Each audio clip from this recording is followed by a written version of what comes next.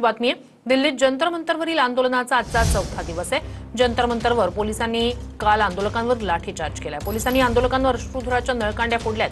दिल्लीत जंतर मंतरवर पुन्हा पोलीस आणि आंदोलक भिडले।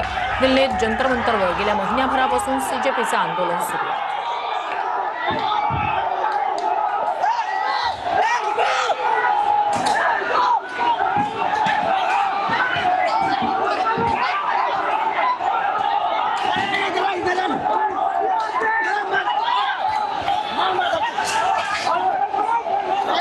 परिसरामध्ये आहोत आणि सकाळचे 5 वाजलेले आहेत आणि आज देखील सकाळी पहाटे या ठिकाणी तरुणांचा उत्साह जो आहे तो कमी झालेला नाहीये। आपण पाहू शकतो की स्टेजच्या समोर अजून देखील मोठ्या प्रमाणात तरुणांची गर्दी आहे आणि या ठिकाणी मोठ्या प्रमाणात सीजेपीचे कार्यकर्ते जे आहेत ते या ठिकाणी आंदोलन करताना आपल्याला पाहायला मिळत आहेत आणि ही सकाळचे 5 वाजलेत, त्यामुळे रात्रभर काही आंदोलक जे आहेत ते या ठिकाणी आंदोलनस्थळी झोपलेले आहेत, परंतु त्यांना मदत करण्याकरता त्यांचे सहकारी जे आहेत ते या ठिकाणी उभे असल्याचं पाहायला मिळतं। झोपलेल्या लोकांसाठी खरं तर हवा मारण्याचं काम जे आहे ते त्यांच्या सहकाऱ्यांकडून या ठिकाणी होताना पाहायला मिळत आहेत।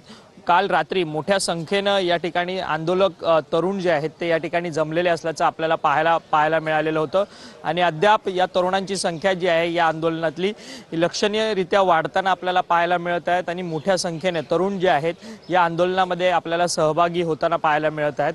फक्त या स्टेजच्या आपण समोर जर पाहिलं तर समोरची ही गर्दी आहे आणि स्टेजच्या आजूबाजूला फुटपाथ आहे, त्या फुटपाथवरची पण ही संपूर्ण आपण ही परिस्थिती बघू शकतो। फुटपाथवरती आपण पाहू शकतो की अशा पद्धतीने ताडपत्रे लावून टेंट तयार करण्यात आलेले आहेत आणि त्या टेंटमध्ये सगळे आंदोलक करते जे आहेत ते आता सध्या विश्रांती घेताना आपल्याला पाहायला मिळत आहेत आणि ही दोन्ही भागातली ही दृश्य आहेत, दोन्ही साईडची ही दृश्य आहेत। जशा पद्धतीने या साईडला विश्रांती घेताना टेंटमध्ये आपल्याला तरुण आंदोलक पाहायला मिळतात, त्याच पद्धतीने दुसऱ्याही दिशेला आपण जर पाहिलं तर त्या फुटपाथवरती वेगवेगळे टेंट्स करण्यात आलेले आहेत आणि काही टेंटमध्ये जेवण वाटपाचं काम सुरू आहे, तर काही टेंटमध्ये चहा आणि बिस्किट्स या ठिकाणी आंदोलक तरुणांना या ठिकाणी देताना पाहायला मिळत आहेत।